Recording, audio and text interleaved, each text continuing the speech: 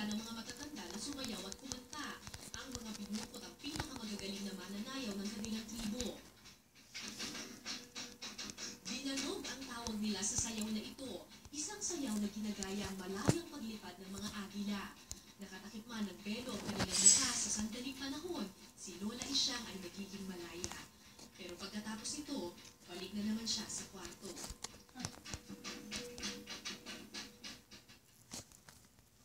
Maliit man ang kanyang kaharian, sa loob ng bahay, siya ang prinsesa.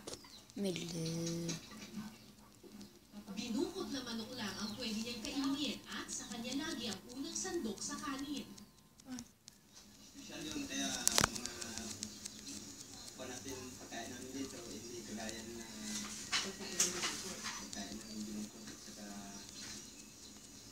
kinakain mo namin kung mayroon pagkain natira.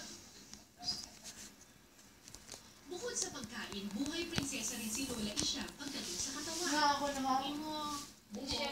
Ginagayan din nila. Bakit hindi ka marunong magsuklay sa sarili mo? Hindi.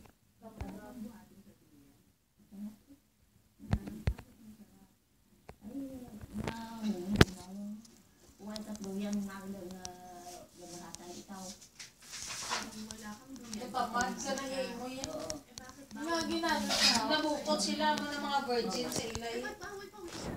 Ay, sakit ng hawa mo. Lahat ng mga tao pinapawisan na.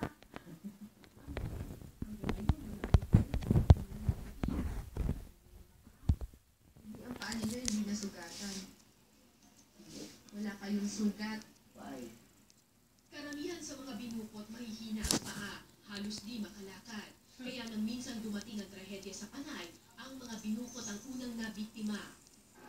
World War II, panahon ng mga Hapon, ilang mga sundalo nakapasok sa natatagong komunidad ng mga katitimbo.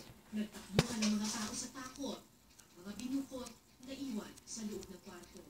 They could not run away. They could not run fast. They were just found early morning. Sila kadagan mo. Tapos, yun pa. Obviously, na-rape na. Mula noon natakot ang mga magulang na gawing binukot ang mga anak. Kaya sa komunidad ni Lola Isyang, wala nang sumunod sa kanyang yapa. Noong 15 years old si Lola Isyang, ipinakasal siya sa isang lalaking di pa niya nakikita. Hindi uso sa mga taga rito ang ligawan. Lahat ng kasal, pinagkakasundo. Ayaw niyo ba mamili ng ibang lalaki? Hindi. Okay lang sa inyo. Sila kabalo ng istorya. Yan ang yung bana. At gusto ko kanan niya.